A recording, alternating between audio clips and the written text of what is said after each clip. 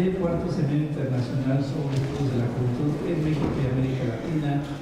Nos acompaña pues el doctor Alfredo Náteras para realizar la presentación de su libro. Hemos titulado la ponencia Situados y Sitiados, y bueno, habrá unos comentarios del doctor Julián, bibliográficos en torno al autor. Al final, bueno, vamos a hacer esta dinámica tradicional, ¿no? Dejaremos las preguntas, la polémica y las observaciones de parte del público, ¿no? Vamos a dar inicio para pues, cumplir, ¿no?, con los tiempos establecidos y pues darle parte a esta última ceremonia de clausura y pues damos inicio. Pues presentamos entonces a Julián Loaiza, que nos lea un poco datos sobre el autor para conocer un poco más a aquellos que no se hayan acercado todavía a su obra. Gracias. Buenas tardes. Gracias, José. Es para mí un placer poder presentar a quien no necesita presentación, pero creo que es importante recordar también porque se ha hecho famoso entre los que nos metemos en estos temas. El doctor Alfredo Náteras Domínguez es doctor en Ciencias Antropológicas por la UAM Iztapalapa, tiene maestría en Antropología Social, también de la misma universidad, es maestro en Psicología Social por la Facultad de Psicología de la UNAM, ha realizado una especialidad en coordinación de grupos operativos en la Escuela Interdisciplinaria de Aprendizaje y Comunicación Grupal y su licenciatura es en Psicología Social por la UAM Iztapalapa. Es profesor investigador de tiempo completo de esta universidad, desarrolla actividades académicas en torno a desarrollar actividades académicas en torno al Proyecto Nacional de Prevención de Drogas en los Centros de Integración Juvenil. Trabaja también en áreas de investigación en torno a las identidades sociales, como todos sabemos, por supuesto, las culturas juveniles urbanas, en procesos grupales y grupos naturales, el uso de las drogas, la violencia juvenil y los cuerpos urbanos. Entre las múltiples publicaciones, algunas de las que queremos resaltar, estaría la coordinación del libro Jóvenes, Culturas e Identidades Urbanas, Artistas de la Piel y Decoración Corporal en Jóvenes, y también la coordinación del libro Las Maras, Identidades Juveniles al Límite, Vivo por mi madre y muero por mi madre. Alfredo, muchas gracias por acompañarnos en esta conferencia de cierre de este importante seminario y bueno,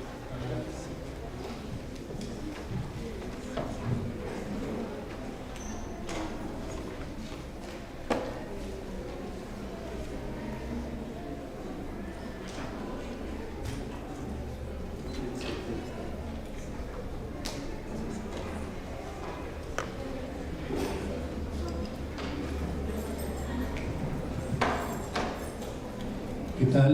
Buena tarde a todos y a todas. De inicio voy a arrancar con los infaltables agradecimientos a la invitación que me hizo la maestra Edith Cortés, y también agrego, le agradezco la hospitalidad por haberme invitado, y esto hace que yo esté aquí el día de hoy con ustedes. También agradezco, porque sospecho que algo tuvo que ver en esta invitación, a la doctora Maritza Urteaga, y más que nada también le agradezco porque Maritza me convenció de que no solo viniera hoy viernes a dar la exposición, sino de que viniera desde el día jueves. Y se lo agradezco porque ustedes se imaginarán y sospecharán que uno en el ámbito de la academia andamos un poco saturados, en otras palabras, pues nos traen en chinga con esto de CONACYT, del SNI, las becas y estas cuestiones. Entonces, a partir de ahí también quisiera decirles que para mí es muy importante este tipo de evento, este tipo de espacio. De entrada diría por varios motivos. El El primero, porque sí estoy convencido, así como las presentaciones de los libros y demás, de que estos encuentros en realidad son una suerte como de reencuentros. Uno se reencuentra con los amigos, uno se reencuentra con los colegas, uno se reencuentra con los estudiantes, con los asistentes y demás, y que también a partir de estos encuentros uno va haciendo los afectos. Y esto es importante porque la academia también está hecha de afectos. Y en ese sentido me parece que el riesgo que uno tiene de venir a los eventos con anticipación es que después uno sale con más chamba, en el sentido de que los alumnos se acercan para que uno les lea los proyectos de investigación o lo que fuera. El segundo aspecto de lo importante de este espacio es su carácter dialógico, es decir, en términos de la posibilidad de los intercambios que sí los ha habido por los dispositivos de los talleres, digamos, de lo que tiene que ver las preocupaciones, lo que tiene que ver las problematizaciones con respecto a la construcción que hemos hecho de las juventudes y lo que marca este encuentro, este coloquio que hace pues a las juventudes en México y en América Latina. Y el otro aspecto que me parece importante de este tipo de espacios es que nos posibilita pensar el hacer con respecto a los distintos quehaceres de la investigación en el cual hemos estado. Y dado pues a cómo están los países latinoamericanos, en el caso específico mexicano, casi es un lujo tener estos espacios a partir de los cuales podamos reflexionarnos y pensarnos. En una conversación ayer con Eric, más o menos me ha pedido que yo reflexione acerca de algunas vicisitudes, que yo reflexione acerca del trabajo de investigación e intervención con las juventudes, específicamente también lo que tiene que ver con juventudes que están al límite, más o menos como lo ha conceptualizado Valenzuela en el libro que ya se mencionó, y que tiene que ver con las maras, y que son juventudes que también podríamos denominar que están en los bordes, no en los borderlines como dicen los psicólogos, sino en los bordes en términos de lo social y lo cultural, que son juventudes que están en las fronteras también socioculturales, y que son juventudes, dependiendo de los países, que han tenido la mención de ser juventudes desechables, como Jesús Martín Barbero en uno de sus trabajos ha mencionado, o incluso del lado mexicano, como también Monsi, mejor conocido como Carlos Monsi Weiss, lo refería, ¿no? Juventudes desechables. En este sentido, en la cuestión más concreta, ¿a quiénes me refiero en relación a esta descripción? Podría referirme, por ejemplo, a los cholos o los cholillos de Nezayor en México, que son agrupamientos transnacionales, agrupamientos de frontera.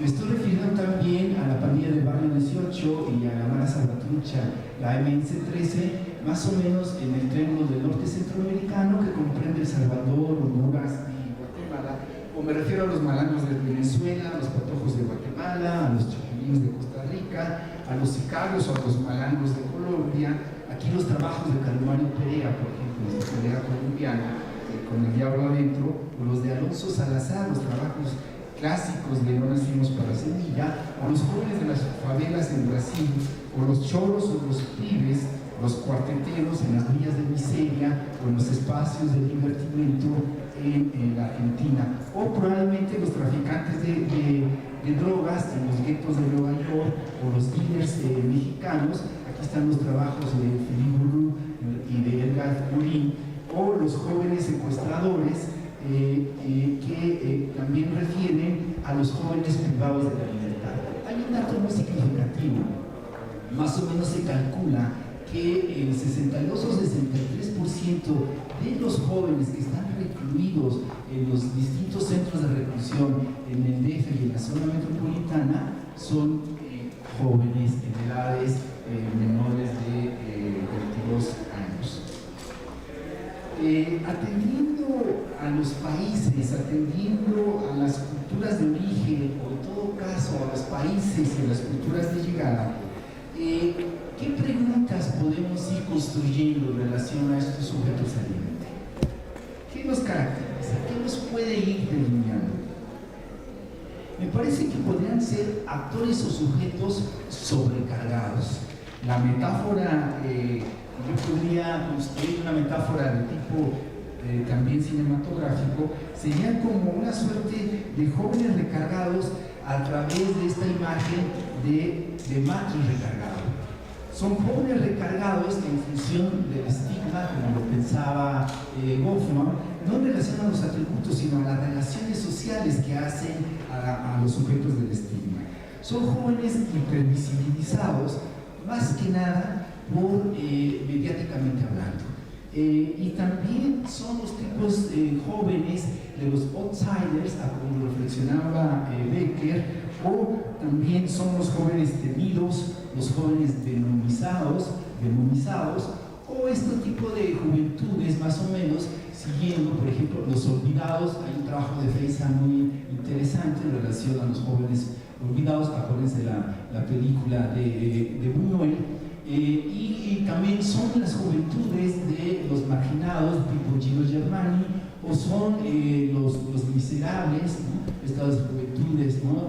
Más del tipo literario de Víctor Hugo, o bien siendo los jóvenes de cómo sobreviven los marginados de Maritza Lomis, y son estas, digamos, de juventudes. En este sentido, el tono, el matiz de mi discurso, de esta narrativa, va a ser muy descriptiva, va a ser muy analítica, va a ser amplia.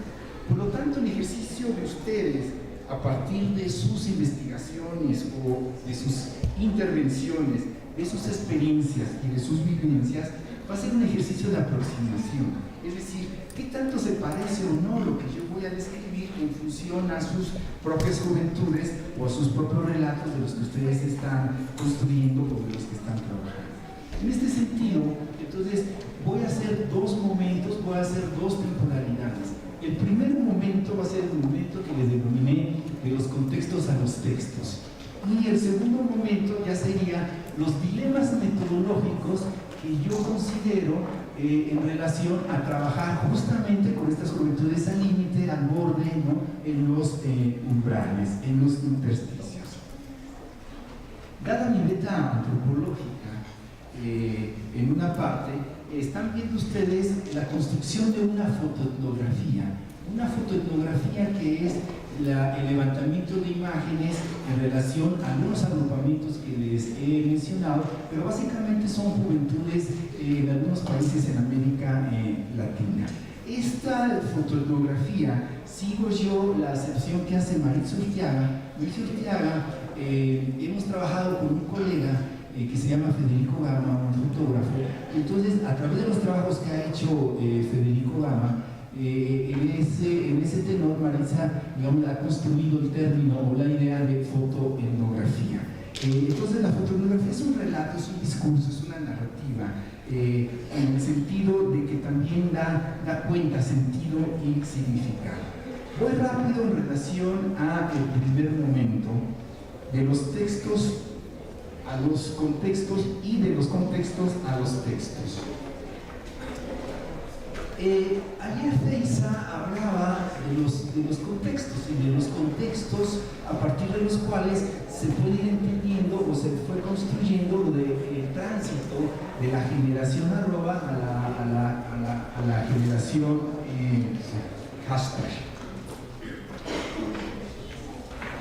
Creo que volver a los contextos no permite volver otra vez a la cuestión estructuralista o a la cuestión determinista, sino me parece que volver a los contextos nos dan claves interpretativas, nos dan claves comprensivas para entender de una mejor manera, socioculturalmente hablando, estas juventudes, y que estos contextos, a mi entender, vienen siendo como una suerte de matrices de sentido, de matrices de significación.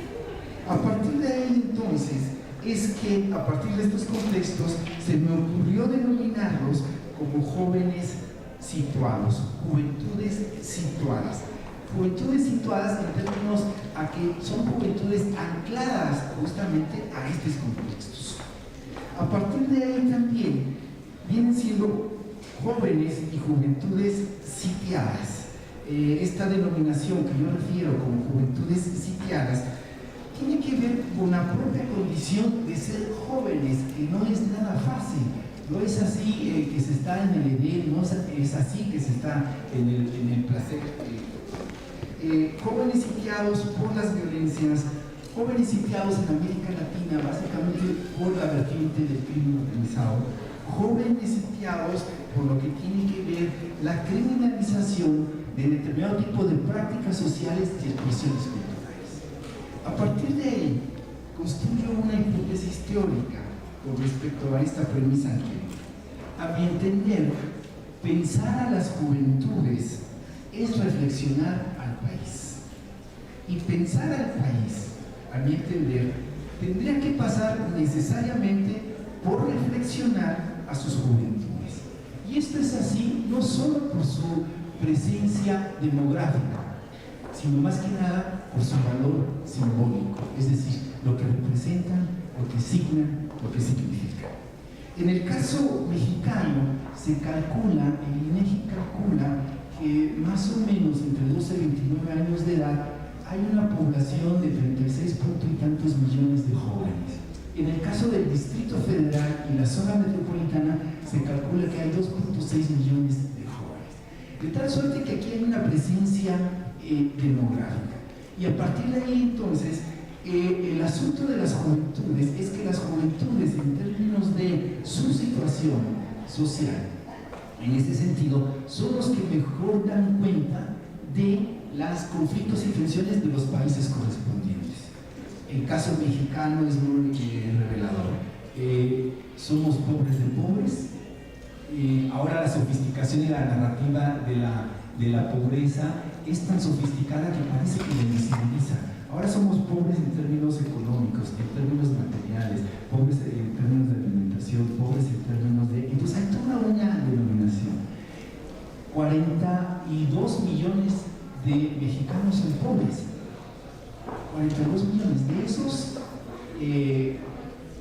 al revés, 60 millones de mexicanos son pobres.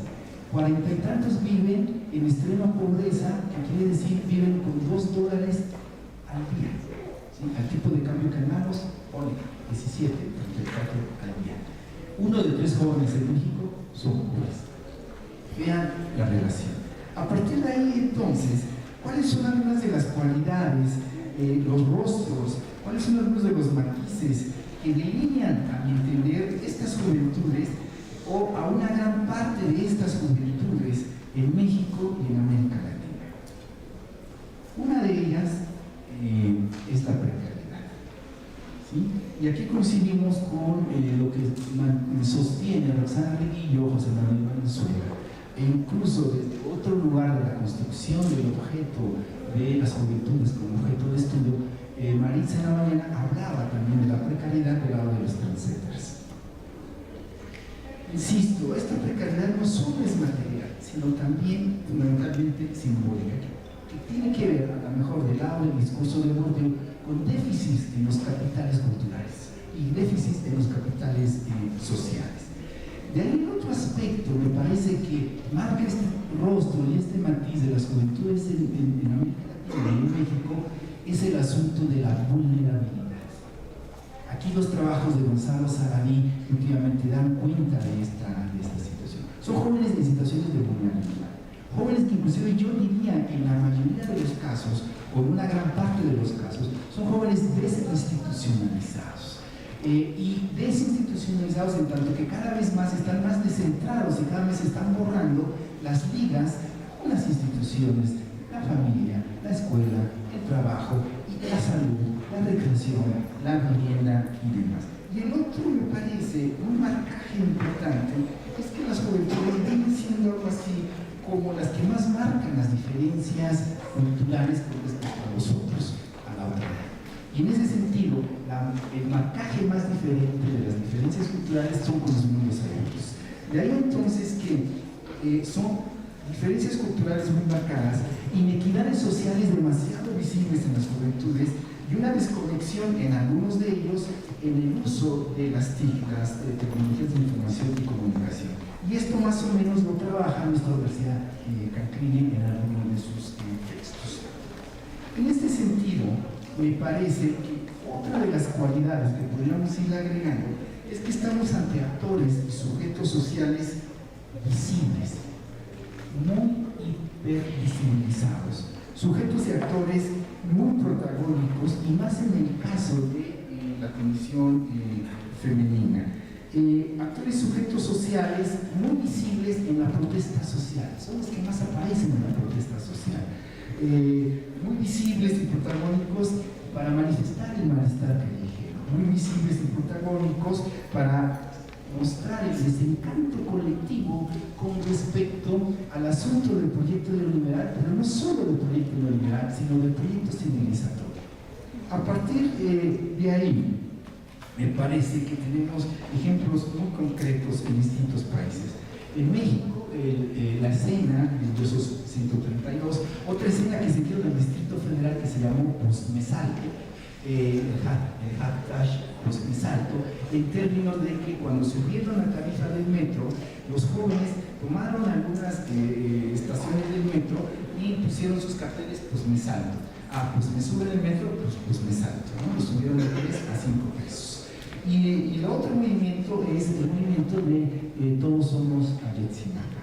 A partir de ahí, entonces, por ejemplo, este recorrido lo vemos en Honduras. Las juventudes, una parte de las juventudes de Honduras salen a la calle a protestar por mejores condiciones educativas. En El Salvador y en Honduras, por ejemplo, están las mesas de paz que están proponiendo el barrio 18 y la Marazón de Salvatrucha al gobierno para detener la violencia y para detener toda la cuestión del jovenicidio contra ellos y ellas. En el caso chileno, todo el recuento de lo que tiene que ver con la revuelta de los primos de los estudiantes en el marcaje en términos de mejor calidad de la educación y a la no privatización de la educación y mayores recursos. Ya nuestro distinguido secretario de Hacienda, Videgaray, con todos sus escándalos, con sus mansiones, nos acaba de anunciar que hay un recorte muy fuerte de presupuesto a 2 de las grandes universidades públicas de este país, la UNAM y la UAM. De ahí entonces, en el caso de México, Argentina y Uruguay, los jóvenes están protestando en relación a disputar los derechos ciudadanos en el uso social de la marihuana. Y también están proponiendo mucho en Uruguay, acuérdense cuando Mujica, ¿no? el expresidente latinoamericano, marcaba la cuestión de la despenalización de la marihuana. Y a partir de ahí, por ejemplo, en Ecuador está toda la cuestión de la reivindicación cultural de los Latin Kings, los trabajos de Feiza o los trabajos de otros colegas. Que hay otra de las cualidades, me parece, respecto a esta situación de la condición juvenil en México y en América Latina en términos de contextos. La criminalización. Hay una criminalización, Javier Garrido, me imagino que ustedes lo conocen, que murió, un gran politólogo de la UNAM. Él nos comentaba que en algún momento él estaba de acuerdo en que dijéramos que había una criminalización de la juventud. Sin embargo, él nos anteponía la reflexión de que de inicio había una criminalización de los movimientos sociales. Y entonces que a partir de ahí se configuraba una criminalización de una parte de las juventudes. ¿Cómo se criminalizan a parte de las juventudes? Prácticas sociales, por ejemplo, el uso de drogas ilegales, la marihuana. Si hay algún concierto, no me refiero a la noche, o un concierto de rock en algún espacio público, pues una gran parte de los chicos y los muchachos son afectos a consumir alguna sustancia para la sensibilidad sonora de la música. Entonces, en ese sentido, regularmente consumen marihuana o alguna otra sustancia. Y cuando llega la policía o cuando se encuentran a los cuerpos de seguridad, hagan de cuenta que como que reaprendieron al Chapo Guzmán, ¿no? Que anda por aquí, dicen. Entonces, lo reaprenden y el uso de la fuerza es excesiva con respecto a la práctica social del consumo. Entonces, en ese sentido, se criminaliza la práctica. porque se le detiene violando sus derechos humanos, al menos la judicial del Estado de México tiene una muy mala reputación, que además la ha conseguido con mucho esfuerzo y dedicación y sistematización. O sea, se ha dedicado y se ha empeñado. Entonces, en ese sentido, nos extorsionan, nos violentan y demás. La criminalización de las expresiones culturales, la gran discusión ha sido los grafitis. Por ejemplo, en Guadalajara o en la zona norte, la gente de los empresarios o la gente, digamos, del comercio le paga a cazadores de grafiteros $60 por cada grafitero que agarra. Y esto es tolerado por las autoridades. O las expresiones políticas de algunas juventudes que son, en ese sentido, muy reprimidas. Uno puede estar de acuerdo o no con los anarquistas en términos de la acción inmediata, pero sin embargo son a veces muy fuertemente golpeados por su revolución política. El caso más, digamos, elocuente es el caso de los jóvenes rurales de Ayotzinapa que iban a una protesta y fueron detenidos y desaparecidos. Esto se recarga, acuérdense de la metáfora, en términos de matriz recargado o de una matriz recargada en términos de estigmas, se recarga por el color de la piel. O sea, los morenos tenemos una desventaja social, ¿no? Porque somos morenos que funcionan los blancos, ¿no? En ese sentido, se recarga en términos de la clase social a la que pertenezcas. O sea, no es lo mismo en ese tenor un chavo, ¿no?, de las villas de miseria en Argentina, o un chavo de las favelas en Brasil, o de Mesalló en el Estado de México, que un joven virrey o un hipster, ¿no?, también consumiendo determinado tipo de sustancia. Se recarga también por el hábitat, el lugar en la colonia, el barrio de la descripción que se construye la identidad local. No es lo mismo en Santa Fe, ¿no?, que saca una grosería, en relación a la precariedad que aún ha estado se patrulla. Entonces, la facha también cuenta. Maritza hablaba hoy de la facha y cuenta también la estética corporal, el diseño de la particular estética corporal. Entonces, imagínense, en ese sentido, un joven moreno, un joven de una clase social desfavorecida, un joven que habita en una colonia de dudoso prestigio, una facha, digamos, de como grafitero, chaudillo, relojero o estudiante de la UAM, o la estética corporal muy escandalosa o espectacular en términos de arcadas, transformaciones del cuerpo. Por lo tanto, se construye en el imaginario una suerte que por ahí va un incipiente, ¿no?, delito así como si fuera una cuestión ambulante por la portación del rostro o por la portación de la identidad. Hay un músico muy interesante en Córdoba, Argentina, que se llama La Mona Jiménez. La Mona Jiménez, hagan de cuenta que es así como la Alejandro Lora de la banda, ¿no?, en términos de que Alejandro Lora pues, escribe o relata la vida de los jóvenes de las zonas populares. Y entonces él tiene una canción muy bonita que se llama Por portación de rostro. Entonces él describe que es un joven con estas características que es detenido, allá le llaman a los carros de policía móvil policial, entretenido por el móvil policial simplemente por el aspecto. De tal suerte que una de las cuestiones de la criminalización, y más actualmente, es que se es sospechosamente sospechoso de ser joven.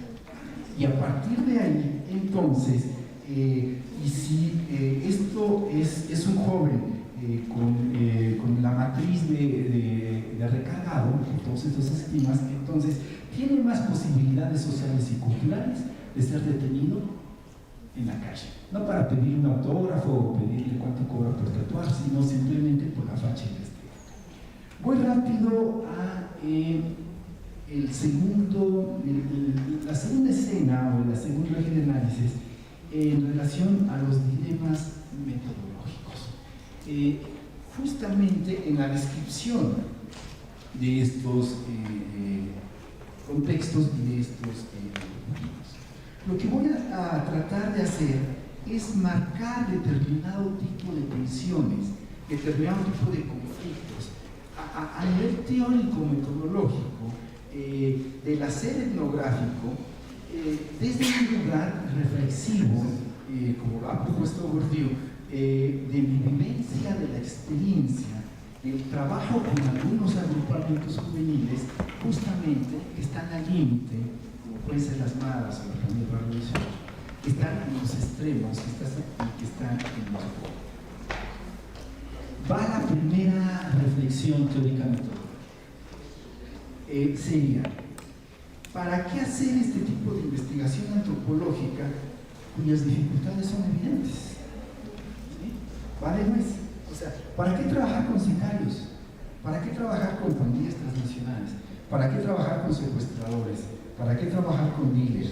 ¿Para qué trabajar con los chicos de las barras bravas en los estadios? ¿Para qué trabajar con los dealers? ¿Para qué trabajar con los tatuadores? ¿Para qué trabajar con los grafiteros? ¿Para qué trabajar con los usuarios de drogas ilegales? ¿Para qué trabajar con los privados de la libertad? ¿Para qué trabajar con los que están en la delincuencia? En otras palabras, aquí la pregunta la extiendo al auditorio. ¿Para qué trabajar con los que trabajan? No sé con cuáles trabajan, me imagino que trabajan con algunos. O sea, ¿para qué trabajar con ellos? ¿Cuál es el sentido? ¿Cuál es el significado? Yo me voy a dar una respuesta provisoria y yo esperaría que cada quien armara la que le alcanzara. A mi entender, ¿no? Edificamos, hacemos una hechura, construimos determinados conocimientos y saberes. Creo, para tratar de mostrar, para tratar de visibilizar las contradicciones sociales y culturales que justamente van construyendo o van produciendo y van reproduciendo a estos sujetos y a estos actores sociales juveniles. De ahí lo digo con la siguiente interrogante. ¿Por qué investigamos lo que investigamos y no otra cosa? ¿Por qué ustedes investigan lo que investigan y no investigan otra cosa? Cual sea, insisto, lo que investiguen y cual sea cualquier otra temática. Pero ¿por qué? ¿Por qué? Yo también me voy a... El ejercicio es que yo me voy preguntando con respecto a lo que yo pregunto y trataré de responder. ¿Por qué en algún momento yo me he preguntado por qué carambas estoy trabajando o he trabajado durante años con los cholillos de Nesayor? ¿Por qué después me di cuenta que estaba trabajando con la Mara Salvatrucha, la MS-13 en Salvador, Honduras y Guatemala?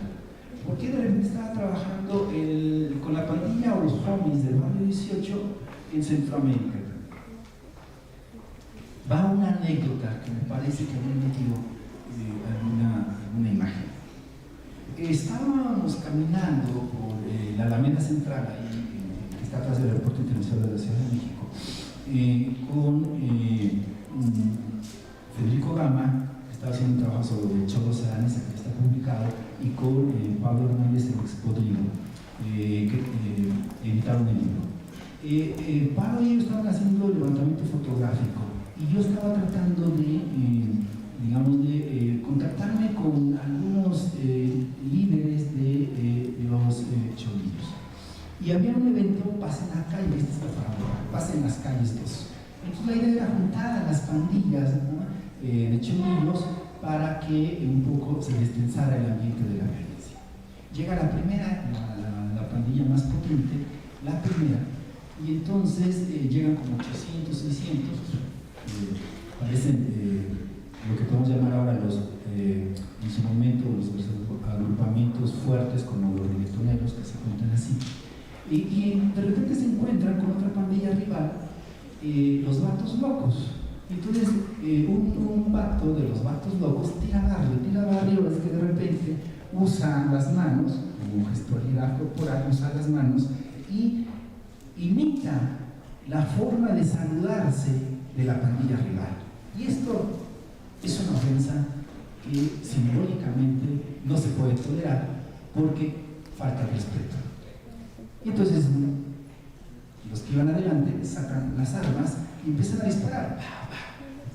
Felipe Gama y yo a la mitad de la balacera, ¿no? Y le pegan un balazo a un morrillo, un chavo de 14 años, En eso, una voz providencial, no divina, pero sensata, dice, no disparen, no disparen, los cuates armados. Entonces se van retirando, se van replegando. Evidentemente el festival se suscribió.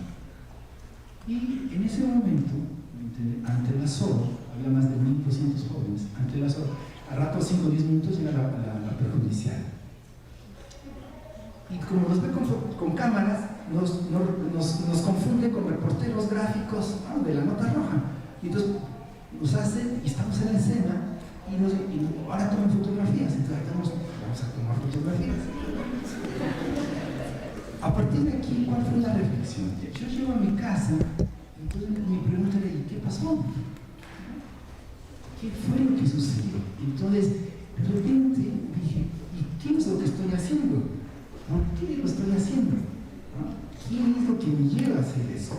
Y creo que en ese sentido, una respuesta provisoria, es que yo creo que hay que leer y tratar de comprender hasta donde uno alcance, sin necesidad de ir a análisis, la parte subjetiva del investigador en la reconstrucción de las subjetividades sociales juveniles. Y en este sentido, creo que hay una literatura que a mí me ayudó mucho. Remito al trabajo de Bourdieu y Wakana y compañía de la antropología de la reflexividad, que él se pregunta, ¿cómo objetivar la parte subjetiva del investigador? Y propone una metodología específica para eso. El otro trabajo que a mí me ayudó mucho es el de Renato Rosado, un chicano colega, a partir de sus emociones, a partir de la ira, que él estaba trabajando con los cortadores de cabeza, los inigotes, y entonces su pareja en ese momento muere en un desbarranco, muere, y entonces él, a partir del dolor y de todo el sufrimiento afectivo y emocional, logró entender la ira que era un elemento activador para los cortadores de cabeza. El otro autor que me parece importantísimo es Giotto Verò, La ansiedad de Verò dice algo muy importante. El acto más importante de la investigación es el investigador que investiga. Tercera interrogante: ¿cuál es la utilidad social de lo que investigo? ¿Qué utilidad social tiene investigar a los hipsters, a los millennials, generación arroba, hashtag, trendsetter, lolita, los reggaetoneros, los nipones, los indígenas, los milenios, el barrio 18, el MS13, agréguenle lo que ustedes deseen? Creo que aquí, igual, en un evento, una colega, una inglesa, yo estaba presentando etnografías al límite con estos sujetos, estas investigaciones, y entonces ella me preguntaba algo parecido. Y si yo me había reflexionado con respecto a lo que estaba haciendo en términos no solo académicos, sino en términos políticos. Esto me lleva entonces a hacer una respuesta provisoria. Creo que tenemos que politizar o repolitizar, como en el texto de Feiza y Ferrandis de Los jóvenes sin tregua, el aspecto de lo político de estas configuraciones o de estas adscripciones identitarias, que en algunas de ellas van en los códigos de la resistencia cultural y en los códigos de la paralegalidad. Es decir, creo que estamos comprometidos a construir un discurso teórico disciplinar lo más sólido posible y una etnografía solvente en la construcción de la evidencia empírica, que entre en la disputa de sentido con las narrativas hegemónicas y conservadoras de la academia, que sí las hay, cuando se dice acerca de las juventudes. Ejemplo, me parece que hay que desdecir desde esta construcción teórica y demás, solamente, etnográficamente, las narrativas o los discursos mediáticos cuando se sostiene que la Mara Salvatrucha, la MS13 y el barrio 18 son crimen organizado, cuando no lo son. Nosotros tenemos evidencia empírica que contradice esta narrativa o este discurso. Incluso hay un video de National Geographic, en donde el video de National Geographic es un video interesante como dato, en términos de que está construido con infiltrados de estos agrupamientos y con desertores. Y le llaman la Mara, la nueva mafia. Y me parece, caminando las calles de Centroamérica, yo le preguntaba a un palabrero, el palabrero es el que tiene la palabra más alta, ¿no? El que tiene la mayor jerarquía. Y es palabrero porque lleva la palabra, ¿no? Afuera del cuerpo. Es como el vocerío del 132, ¿no? Lleva la voz, o la voz en términos también de los indígenas. Entonces yo le preguntaba, ¿ustedes qué dicen cuando se dice de que ustedes son crimen organizado? El pato se reía de mí, no solo se reía, se indignaba por la pregunta, porque me decía, ¿tú crees que si nosotros fuéramos crimen organizado, viviéramos en la miseria que vivimos? No tenemos ni cuentas bancarias, no tenemos ni trocas, no tenemos capacidad de corrupción de nada, no tenemos armamento sofisticado, o sea, y en ese momento, él me dice, es que no, a veces les hacemos trabajitos al crimen organizado, pero no somos crimen organizado. Por ejemplo, y esta es una narrativa que se ha incorporado en la cuestión del imaginario colectivo de la gente y lo considera como tal.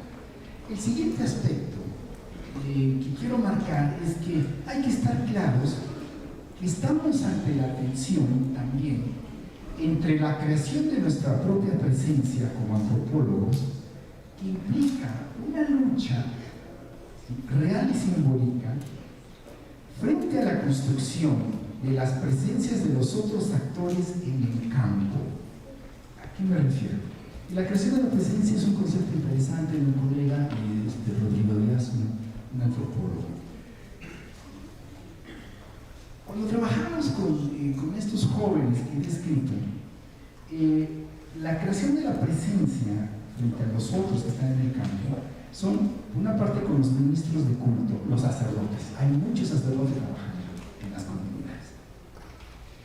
Los otros son los gestores comunitarios, ¿sí? Con todas las organizaciones de la sociedad civil que nos acompañan regularmente. Los reporteros, que son los más desprestigiados, ¿sí?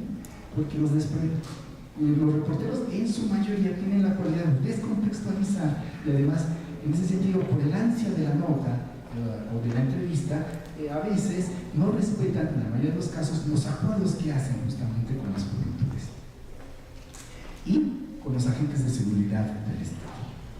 Esto lleva entonces a la siguiente pregunta: ¿cuál sería la cualidad del hacer y de los saberes antropológicos construidos que nos diferencien frente a quehaceres y conocimientos edificados por estos otros actores? Nuestros sujetos de la investigación y de la intervención, ¿sí? También nos construyen a nosotros, y no solo nosotros construimos, ¿sí? Teórica y metodológicamente, a nuestros sujetos y actores. Nosotros, siguiendo un poco los trabajos de Clifford Geertz, nosotros somos un sector de forasteros y de extranjeros. En ese sentido, somos muy visibles cuando hacemos la inmersión. Somos más visibles de lo que uno imagina. Una anécdota. Estaba igual ahí en el Gran San Salvador, en uno de los barrios más violentos en El Salvador, es, curiosamente, la verdad sí es para emitir una sonrisa, que se llama Mexicanos, es el más violento. Y en Honduras, en el otro barrio es San Pedro Sula. Entonces, estaba yo entrevistando a un palabrero de la MS-13. En términos estéticos, una M de este lado del rostro, una S, otra aquí, otra acá, todo MS. Y en algún momento, el vato me mira y me dice, tú eres agente del FBI. Entonces yo, desde mi inocencia latina, le digo, no, ¿cómo crees que soy del FBI? Soy de la DEA. Bromeando. Y entonces en eso, él me mira, yo me doy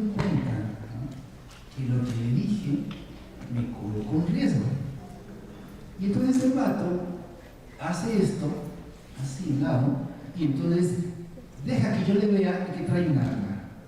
Y entonces yo le digo, a ver, espera. Y ahí va la que me concedió. ¿Sabes qué? Yo no soy de la era una Maradona, ¿no? Entonces, ¿quién eres? Digo, yo soy académico de la UAM. Entonces, ingenuamente agarro y le saco mi credencial de la UAM, profesor investigador, tiempo completo, ¿no? Y demás. Entonces, él lo ve y me dice, esto a mí me puede confirmar que si eres infiltrado y del FBI, porque este es un documento falso. Entonces, sí, tiene razón, yo no lo digo al interior. Pero entonces en ese momento hay una suerte de silencio, una suerte de ensayo, porque me doy cuenta de que él en realidad sí me está construyendo y me está colocando en un lugar en términos de ser alguien de los cuerpos de seguridad del Estado. Silencio, y de repente algo así, de repente nos quedamos callados y entonces me pregunto, ¿y por qué crees que soy del FBI? Esa fue la pregunta. Porque ahí entra, ¿no?, en el sentido de, y me dice, por el tipo de preguntas que me haces. Y le digo, ¿y qué tipo de preguntas te hago? Preguntas por las armas, preguntas por la violencia. Terminé la entrevista y les confieso, me fui a una cantina y me tomé unos tragos. El trabajo etnográfico tiene sus riesgos, pues hay que, ¿no?, en ese sentido, trabajar la ansiedad. Después lo reflexioné teóricamente, ¿qué quiere decir eso? Y esto me parece, ¿no?, que fue también una conversación que me ayudó para entender esto con Mauricio Ortega. En su momento nos encontramos en algún evento y entonces reflexionábamos al respecto. El otro aspecto que quiero decir rápidamente es la cuestión ética y la responsabilidad académica de insertarse en estos contextos y trabajar con estos sujetos al límite, en los bordes, en la paralelidad, en los contrarios.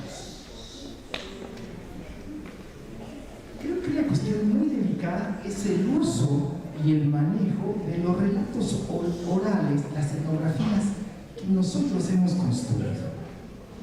El otro aspecto es el uso y el manejo del material visual que también hemos construido a través de fotografías de imagen fija y a través de videos. Y lo otro que tensa son los textos que publicamos en relación a estas investigaciones. Va otra anécdota. Estoy en el Aeropuerto Internacional de la Ciudad de México y voy y de regreso viajando a Centroamérica, a El Salvador. Traía yo unos libros de la Mara, del Colegio de Niños al Límite, que por cierto, que me interese, todavía se está vendiendo. Y entonces paso todas las revisiones y al final, la última, cuando te hacen quitar el cinturón y todo. Entonces, llevo varios libros, entonces se acerca un oficial y me dice, ¿a dónde va? Voy a Centroamérica. Mire, ¿podemos abrir su maleta? Sí, ¿cómo no? Entonces abre mi maleta y ve los libros de las maras. Y entonces me dice, ¿puedo ver su libro? Y yo, sí, claro. Ya ve su libro. Y entonces me dice, ¿me puede dar su pasaporte? Entonces, le doy el pasaporte. No tenía por qué pedirme. Entonces contrasta el pasaporte con los coordinadores del libro, ¿no? Y entonces me dice, entonces usted es uno de los que escribió libros. Muy bien, ¿podría acompañarme aquí? Entonces me lleva como a una oficina. Y ya voy con mi maleta. Digo, sí, dígame, ¿qué tema tan interesante trabaja usted? ¿Sí? A nosotros nos interesan esos temas. Le compro todos sus libros. Digo, no. Puedo vender uno o dos, pero no te puedo vender todos los libros. Y ya en toda esta cuestión,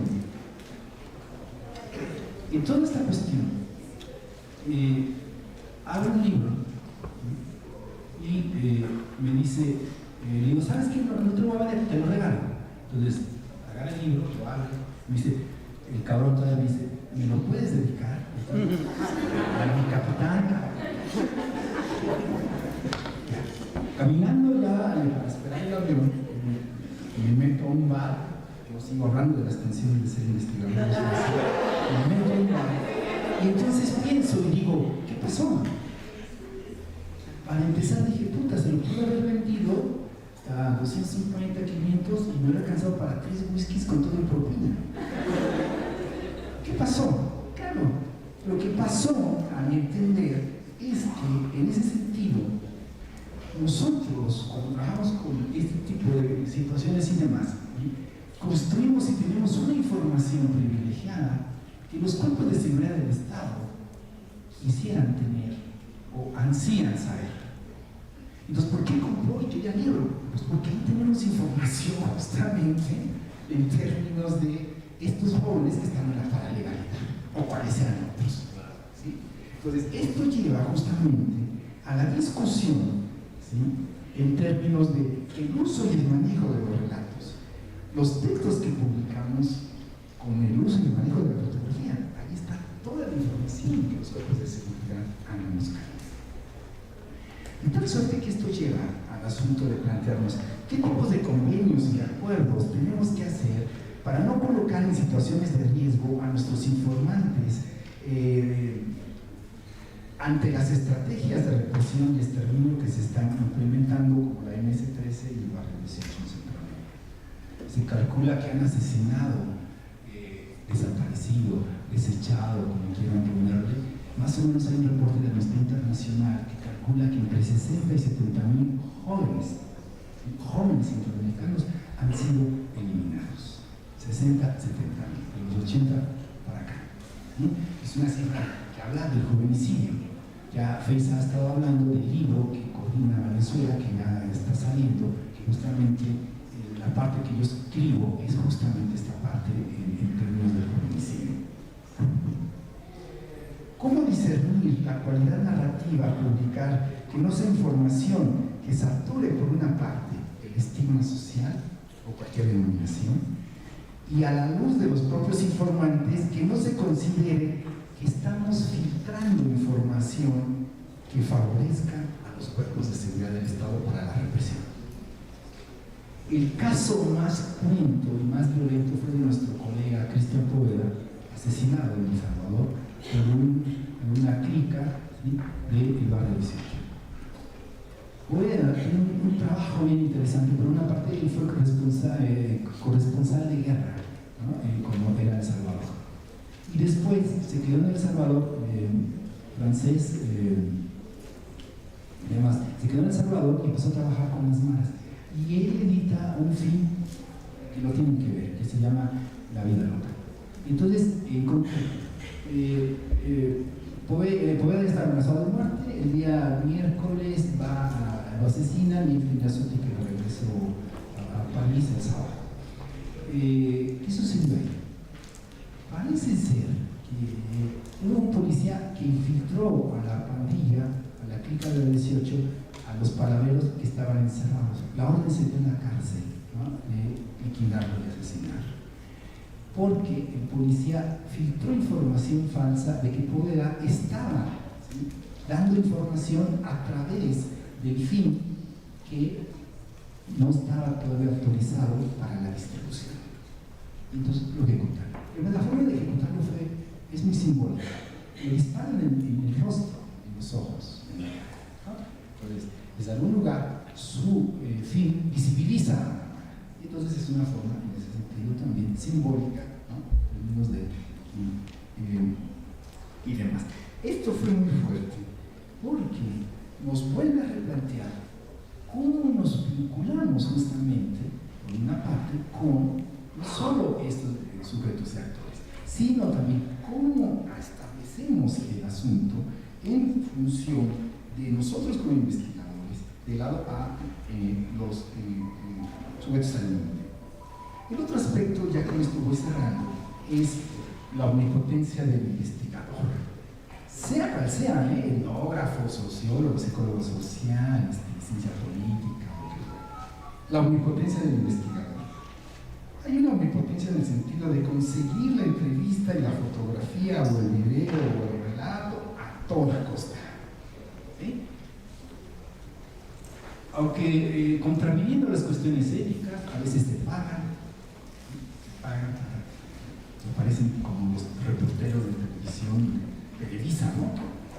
Pagan para escenificar las escenas. Porque creo que también, por otra parte, hay una suerte de fantasía, de un imaginario, que en situaciones de riesgo con estas juventudes, a uno no le va a pasar nada. O sea, le pasan a los otros. A uno no. O sea, uno está en la omnipotencia de la academia, del conocimiento, del saber y de los ilustrados. ¿Sí? Por ejemplo, recordar el texto de Valenzuela cuando hace su trabajo en las favelas, la vida de Barturo, donde él relata cómo entran, ya lo tienen ubicado como investigador, entran varios ahí, sicarios a intimidarlo y casi lo asesinan. ¿Qué hay que hacer aquí? Pero sencillez. Sencillez en función de lo que trabaja uno. Hoy Maritza hace una reflexión interesante. Uno no está en el lugar como para salvarle las vidas sociales a nadie. No, sino está uno desde otro lugar. Y otro, me parece que hay que establecer protocolos de seguridad como lo hacen los reporteros de guerra, los fotógrafos, ¿sí? Protocolos de seguridad a nuestros equipos de investigación. Y esto me parece que es más grave, y voy con el siguiente aspecto, es que casi no tenemos acompañamientos académicos a los equipos de investigación en el momento de la inversión. Me parece un exceso de la antropología, esta antropología de esta etnografía fina, elegante, que se encierra en sí misma, en términos de que se envían a los chicos a escenarios delicados y el asesor o el coordinador o el profesor ni se aparece. En el momento no tiene que estar en El Salvador en términos de aparecerse, pero ni siquiera se aparece en términos como para hacer el acompañamiento. Los psicólogos, psicoanalistas de cualquier origen, tienen acompañamiento. O sea, los psicólogos en sus casos terapéuticos los llevan con un terapeuta control, entonces ponen los casos y todos analizan lo que está sucediendo. O los médicos, la junta de médicos para decidir en función de si se le opera o no, o qué tipo de procedimiento va a seguir. En ese sentido me parece que tenemos que hacer una reflexión teórica metodológica en el momento del hacer, en el momento de la intervención, en que justamente se está haciendo. ¿Y por qué? Porque desde la vertiente simbólica o dialógica, me parece que este es un elemento, por una parte, para simbolizar. Si uno no pone la palabra, no signa, no significa. Y no solo es la palabra afectiva, sino es la palabra teórica. Entonces, a partir de ahí, ¿sí? Hay que ponerle la palabra a los sucesos de la violencia, hay que ponerle la palabra a los sucesos de la mente para que siguen y signifiquen. Ayuda a elaborar la posible situación traumática de los aspectos sociales y culturales con los cuales uno está trabajando. Hay investigaciones de los psicólogos de la UNAM, es de veras, en donde algunos investigadores que están en situaciones así de investigación complicada, de riesgo difícil, que se dieron cuenta que la ansiedad aumenta en los investigadores y los consumos de sustancias, no solo el alcohol, también aumenta como formas, ¿no?, en términos de actos para tratar de minimizar la tensión o la angustia que genera trabajar con sicarios o trabajar con quien sea. O problemas de sueño, insomnio, que también afecta a los grupos. O lo que más hemos visto y vemos con nuestros chicos es justamente el asunto de que entran en crisis.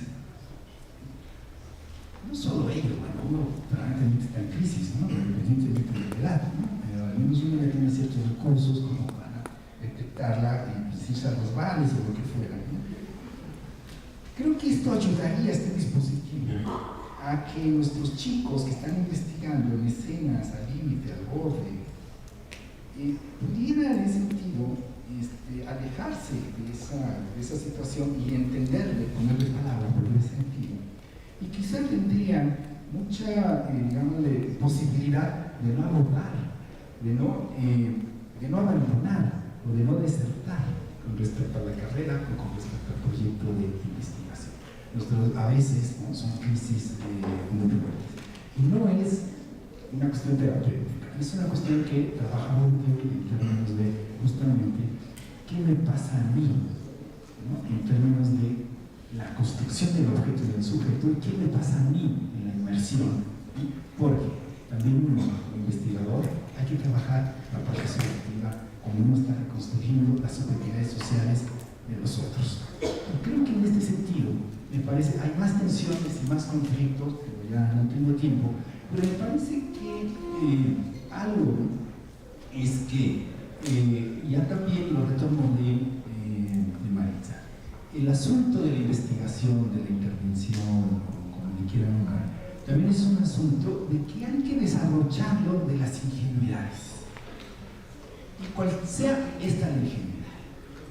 O sea, cuando uno está trabajando con sujetos, ¿no?, un colega, Ricardo, está trabajando con sicarios, bueno, hay una acción política allí que hay que problematizar, ¿no? Como que alguien esté trabajando con las barras bravas en los estadios de fútbol, es una cuestión política ahí.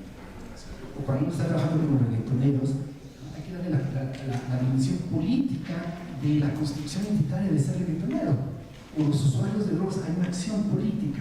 Me parece que eso ayudaría para, en ese sentido, construir, ¿no?, narrativas teóricas, ¿no?, más duras, ¿no?, con estrategias etnográficas solventes que nos pongan, insistiría, que nos pongan en la disputa de construcción de sentido y de significado ante las narrativas conservadoras y hegemónicas cuando hablamos de nuestras juventudes, sea en México o sea en América Latina. Gracias.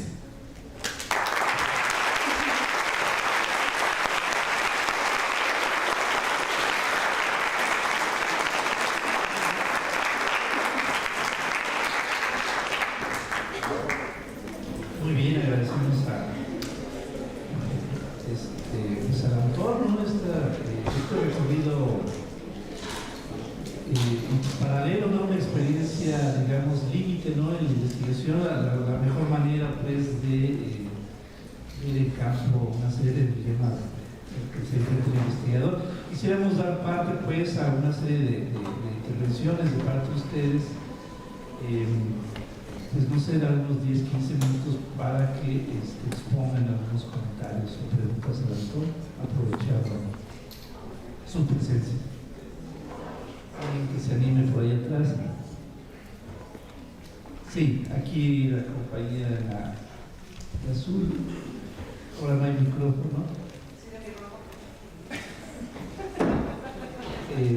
Te va a ayudar con eso.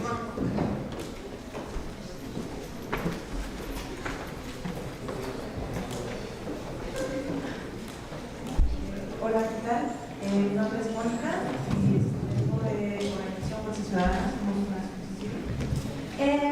Bueno, mi duda es más como manera de propuesta, propones o en tu experiencia con todos estos pues jóvenes, ¿no?, que viven, pues digamos, de cierta manera una marginalidad, ¿no?, cultural. Como ¿qué mecanismos propones para la participación ciudadana juvenil en el marco criminalizador estatal?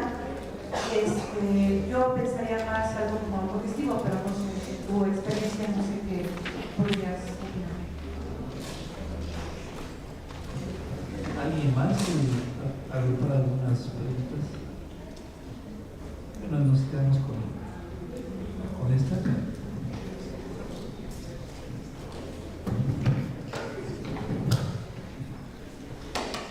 Una de las aspiraciones de la Academia de Investigación es que, por una parte, los conocimientos y saberes que construimos, además de que tengan una utilidad social, puedan impactar las políticas públicas.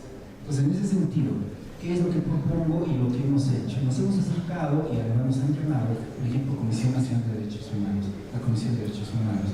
De hecho, estuvimos participando en la publicación de un reporte de la Dirección de Derechos Humanos de los jóvenes en el Instituto Federal. Se tomó interesante.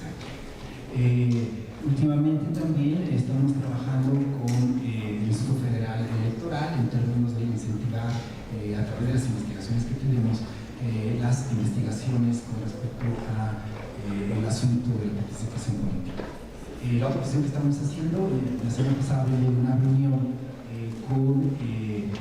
con ASIL y la gente de México con respecto a marcarle a CONACYT cuáles serían nuestras sugerencias o propuestas para trabajar programas de prevención de drogas en jóvenes y personas vulnerables. Entonces, ese sería como una vía. Desgraciadamente en este país y en muchos, a veces corresponde a la voluntad política en turno en función de que se te escucha o no, y no solo a los académicos, a las asociaciones de la sociedad civil. La otra vertiente me parece que en ese sentido hay que seguir trabajando como se ha hecho con los propios jóvenes en las situaciones de violencia. En este caso tenemos ejemplos muy reveladores y muy interesantes con los colegas de los Jóvenes Unidos en Los Ángeles y los Jóvenes Unidos de El Salvador.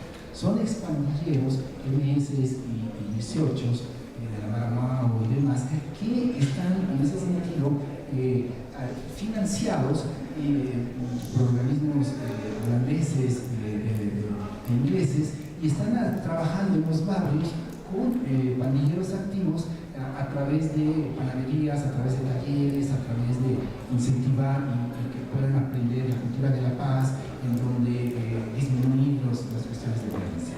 Y la cuestión de la autogestión, hay 2 o 3 relatos importantísimos que voy a marcar. Uno de ellos es que cuando en 2009 pierde por primera vez la presidencia Arena, que hagan de cuenta que es así como la ultra, como si fuera el PAN, ¿no? La parte más conservadora, muy ligada con los militares. Y lo pierde ante un candidato del FMLN que no era guerrillero, que era y es el presidente Funes. ¿Ah? Entonces la Mara, la gente palabrera, que tiene una visión política muy fuerte, que siempre se les ha negado, así como decía Maritza que a los indígenas o a los jóvenes indios se les ha negado su condición de ser indios, a la Mara se le ha negado su cuestión política. Y entonces se reúnen, como jamás se habían visto, se reúnen los padrinos más importantes a nivel nacional de El Salvador y le mandan una carta para el presidente Funes para decirle que necesitan una mesa de diálogo para frenar las violencias. Funes no contestó. Después hay otra escena en donde la Mara y el barrio 18 en algunas zonas de El Salvador hacen una tregua para que los chicos no violenten a la comunidad. Una tregua de 3 meses. Los índices de violencia bajaron, pero fueron por los propios chicos. Funes no contestó. Asesina a la Poera, que creemos que fue un asesinato político, lo asesina, y entonces Funes lo que hace es la ley antimaras. Es un delito actualmente ser mara, con ascripción. 10 años de cárcel, sí, delito número 6, si no eres pagado. Entonces, en ese sentido, ¿no? Y los acuerdos, hay una mesa de negociación instaurada por los palabreros que ya puso a sentar al gobierno en El Salvador y en Honduras, que hay. Entonces, creo que sí tenemos ejemplos de que la propia gente o los propios chavos tienen su capacidad de gestión y gestionan, y a partir de ahí creo que el caso colombiano, los colegas colombianos han avanzado mucho en relación a esto. Trabajos de las bibliotecas patronales, los trabajos de Carmen Pereira, los trabajos de Germán Muñoz, todos estos colegas que han trabajado y que han disminuido, ¿sí? O por ejemplo toda la cultura de la paz, ¿no? O sea, en términos de, hay estrategias a partir de las cuales, ¿sí?, se insertan en los espacios. Y la otra vía que están redituando es el asunto de volver a tejer el tejido social. Eso es muy abstracto, muy concreto. Entrar a la colonia, el barrio, y volver a recuperar la cancha de fútbol que está controlada por los dealers, ¿no? Y trabajar intergeneracionalmente en los barrios, en las colonias. Es decir, trabajar con los adultos, trabajar con nosotros, y trabajar con valores no generacionales, sino universales, que atraviesan el asunto de la generación. Y esto ha dado resultado en Chile, esto ha dado resultado en Centroamérica, está dando resultado menos en México.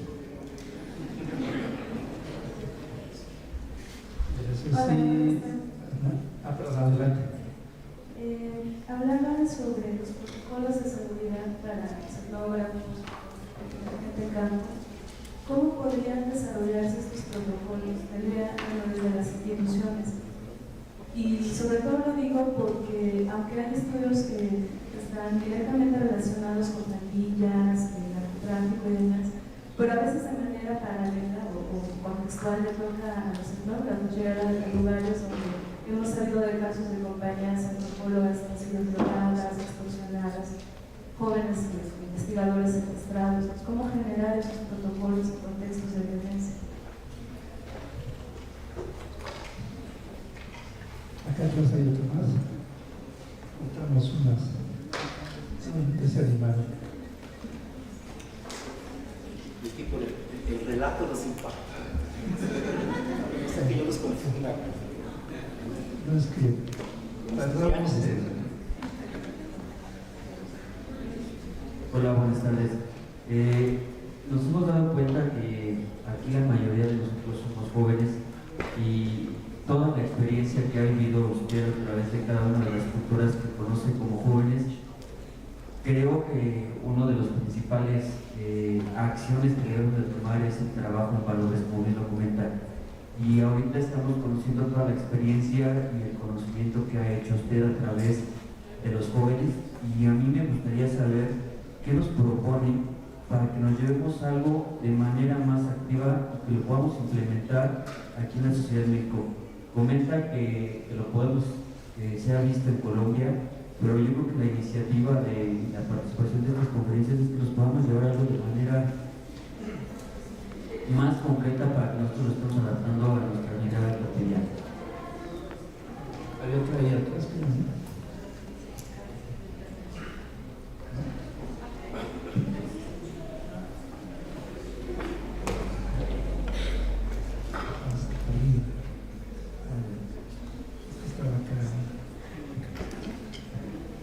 Buenas tardes. Bueno, esto es como que pequeña ayuda en dónde empieza el problema. ¿Cuál es el problema? ¿El joven no sabe expresarse o el Estado o la sociedad no acepta la expresión del joven?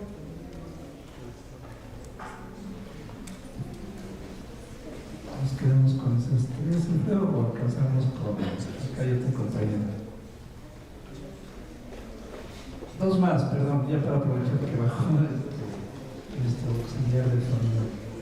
La compañía de negro y aquí adelante. Y con esas nos. Un poco más alto.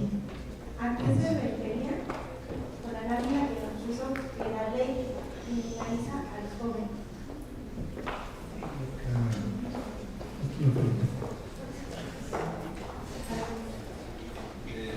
Buenas tardes. Una pregunta que se sale un poquito fuera del contexto se ha platicado, pero recordé algo que usted mencionó a Federico Gama, generalmente en los estudios de juventud, los seminarios, demás, todo lo que se ha hecho, generalmente se visibiliza solamente a un tipo de actor juvenil. El joven que hace el colectivo, que se manifiesta, que hace el grupo de rock, que genera ciertas cosas. Pero, y al caso, recuerdo que Federico Gama, él construye a un actor que es el Mazahualcóyotl Rescatofón, y lo que hace es poner o visibilizar a ciertos jóvenes que no son actores políticos propiamente, sino simplemente generan una identidad en específico. Mi pregunta es, ¿qué se debería hacer desde la antropología o de la sociología para visibilizar a jóvenes que no están politizados, pero que están viviendo en exclusión, que ellos viven sus vidas cotidianas sin querer ser actores, porque ni siquiera lo pretenden? ¿Cómo visibilizar también la situación de esos jóvenes? No son sicarios, no están metidos en colectivos, etcétera, pero existen. Ontológicamente ahí están, pero desde la ciencia social no se visibilizan porque no se manifiestan. ¿Cómo hacerlo para hacer gracias? Con este bloque cerramos y nuevamente Alfredo. Voy lo más rápido posible. Protocolos de seguridad. Creo que es una batalla que hay que armarla y darla. través de los propios grupos sensibilizar justamente a las autoridades para establecer los protocolos. Es decir, si uno trabaja en la institución de trabajo, exigirle a la institución que establezca los protocolos de seguridad. Los protocolos de seguridad en ese sentido también tienen que ver con que no hay una educación en ese sentido de protocolos de seguridad para la investigación. Lo hay en términos de los reporteros de guerra, ¿no? O de algunos otros actores, pero la investigación no lo hay. Entonces, primero para empezar a sensibilizar a sus propios profesores y maestros en términos de que existen protocolos de seguridad en función a los escenarios donde los están enviando. Entonces, ¿no? Le pueden obsequiar algún texto a los que después les den bibliografía. Entonces, eso sería. Y lo otro es también que el propio grupo de investigación, en ese sentido, ante el déficit de la ausencia de estos protocolos de la institución o de la asociación civil o de lo que fuera, cree sus propios protocolos, ¿no? De seguridad. Por ejemplo, acá Eva y Ricardo, que son parte de mi equipo, de investigación, cuando hacían investigación con respecto a los anarquistas en la Ciudad de México, en las manifestaciones y en las protestas cuando chocaban con la policía, entonces discutíamos en cuáles son los protocolos de seguridad que el grupo o mi grupo de investigación debe tener porque va a ir a la marcha. 1. Ir en grupo. 2. Tener dinero en sus celulares, ¿no? Porque de repente no tienen o asegurarse de que la pila está cargada, se van a reír.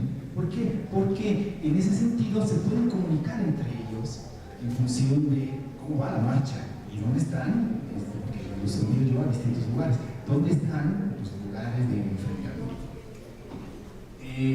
3. Incluso eso lo hacen los reporteros. Los reporteros tienen un chaleco de determinado tipo de color y casco de determinado tipo de color que son visibilizados y que sabemos que son, en ese sentido, reporteros. El otro aspecto, los horarios y los tiempos. O sea, hacer trabajo etnográfico en el barrio a las 8 de la noche creo que es un poco imprudente porque ya la banda quiere descansar, ¿no? Es otra cuestión, la visibilidad también de la facha. Yo ahí sugiero no tratar de imitar y de camuflarte como camaleón en relación al otro, porque ellos lo ven como falta de respeto, como una suerte de burla. Y si algo tiene sus agrupamientos es que el respeto es una de sus grandes configuraciones simbólicas, el respeto. Entonces, en ese sentido, ir como van, pero ir sabiendo en términos de cuestiones muy prácticas, de que van y con sus credenciales y van en el sentido de no ir tan, ¿sí? Que no se les note que tienen una beca de doctorado para estar así, no se les note, o sea, tienen que ser sencillos en el aprendizaje, ¿sí? Por ejemplo, cuando yo caminaba a los barrios me decían, Alfredo, afuera el saco, afuera los relojes, las cámaras fotográficas y demás cuestiones de seguridad del protocolo. Y la otra que a mí me funcionó mucho es cuando uno camina al barrio, con un fotógrafo, lo que fuera, es tratar de hacerlo siempre con un informante o con alguien de la comunidad. Entonces de repente sale la Mara o sale así, ¿y este vato quién es? Viene conmigo. ¿Es de confianza? Sí. Listo. Y lo otro, el uso del protocolo de seguridad, los usos de la cámara. Hay que tener mucho cuidado con los usos de la cámara. Porque cuando tú sacas la cámara, entonces la cámara puede ser, según estos agrupamientos, una amenaza. Porque los visibilizas. Cuando justamente son invisibles, totalmente invisibles. Y hay más protocolos de seguridad. ¿Va? El otro asunto de ¿qué se llevan? Yo me conformaría con que se llevaran dudas, preguntas, sensibilidad, interrogantes y demás. No hay un protocolo que podamos decir en función de todo lo que aquí se ha vertido. Entonces, llevarse una reflexión, a lo mejor suena muy romántico, pero llevarse una reflexión que si lo que yo dije, o Freisa, o Maritza, o en los talleres, algo signa en teórica, en términos de su vivencia como investigadores iniciales o ya de larga data, eso. Si lo que yo dije, alguno de ustedes diga, chingada, nunca me había reflexionado de por qué investigo lo que investigo, estoy rayado como expositor. Yo creo que el asunto de, más bien, más que problema, es que sí está armado como problema, pero hay que desmontar el discurso de que sea un problema. Más bien es como indagar cuál es el imaginario regularmente del Estado con respecto a, y las instituciones, a estas juventudes. Y cuáles son los imaginarios de estas juventudes con respecto al Estado y las instituciones. Entonces, regularmente el Estado construye la imagen con respecto a estas juventudes de que estas juventudes son un problema para la legalidad del Estado. Y las instituciones son un problema, pues que los chicos se pachequen. ¿Sí? Los adultos no más. ¿Sí? Y para los jóvenes o estas juventudes, ¿sí?, el problema es el Estado y las instituciones. Porque no les provee lo que les tiene que proveer, porque los discrimina, porque los excluye. Entonces, son tensiones y conflictos de cómo una parte de estas juventudes construye el imaginario del Estado, cómo lo representa, lo significa a las instituciones y el Estado a su vez a estos agrupamientos. Me parece que hay que desmontar o al menos entrar en el contenido de la configuración de estas cuestiones. Se refería a la nota periodística de la jornada con respecto a que se está aprobando la disminución de edad para la pena de los jóvenes de 18 a 16, 14 años. Entonces, esa ley se considera que criminaliza, ¿no?, el asunto de las juventudes. Porque, de acuerdo, vamos a bajar la edad penal, ¿sí? En vez de cometer un delito de 18, se los aplicamos a los 14, de acuerdo. Vamos a hacerlo, pero también vamos a hacerlo de que tengan también derechos ciudadanos a sus 14 años. Entonces, los chicos van a las clínicas a pedir condones o cuando hay, ¿no?, a promoverlos. Entonces, no les dan condones porque tienen 14 años, pero ya son padres de familia. Entonces, es una contradicción.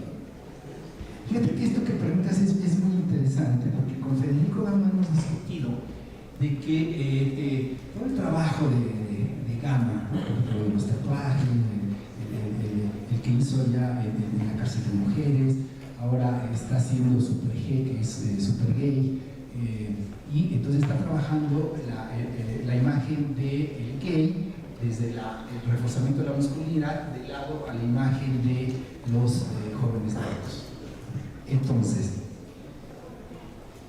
a ver, por una parte, Philippe Bourdieu, el colega francés, él dice que lo que hacemos a veces los antropólogos es que pornografizamos, ¿no?, el trabajo cuando visibilizamos demasiado la violencia.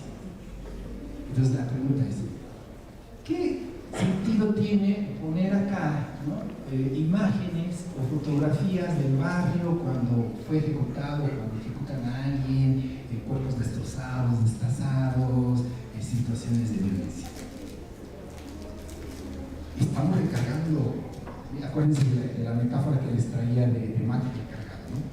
Donde son jóvenes recargados, ¿no?, como Matrix. Bueno, entonces, lo que propone Philippe es ligarlo con el contexto que le da sentido a la producción de esa violencia en función de quienes la llevan a cabo. Y lo otro, que es una discusión que también tenemos ya desde hace rato. Y bueno, como yo ya trabajé en una parte de mi omnipotencia, es que no garantiza mucho, es que creo que tiene que ver también con el clima académico e intelectual, ¿no?, que lleva desde algún lugar en términos de que investigamos o saturamos más la investigación con este tipo de sujetos y de actores con respecto a los otros. Eso es cierto, ¿sí? O sea, es cierto. Entonces, ¿qué hay que hacer? Ustedes que son jóvenes investigadores, nosotros ya estamos tratando de hacer el relevo generacional que pues van ustedes. O sea, lo que no ha hecho los estudios de juventud y que muy bien anotas y señalas, ¿no? O sea, tenemos un poco de investigación de los virreyes, tenemos un poco de investigación de los hipsters, tenemos un poco de investigación de los jóvenes, ¿no? De los jóvenes narcos juniors, tenemos un poco de investigación de los parotes juniors, tenemos un poco de información de las fans, de los ídolos musicales, ¿no? De la clase media. No sabemos de las fans de Luismi. O sea, cómo se construye una identidad de fans en relación a tales o cuales.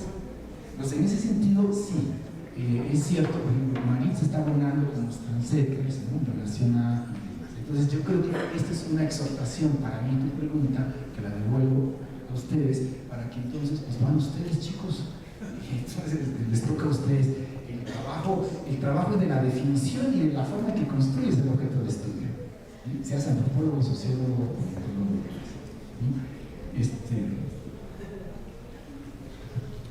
Bien, ¿quisieran una última ronda de preguntas? Si hay algún...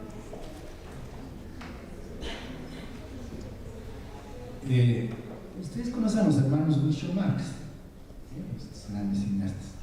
Entonces, Groucho en alguna entrevista le hacen preguntas y él, digamos, se da cuenta que lo que dijo no tuvo sentido. Entonces decía, si no les gusta, y entonces dice, si no les gustan mis ideas, traigo otras. Entonces, si no les gusta toda mi exposición, traigo otras, chicos.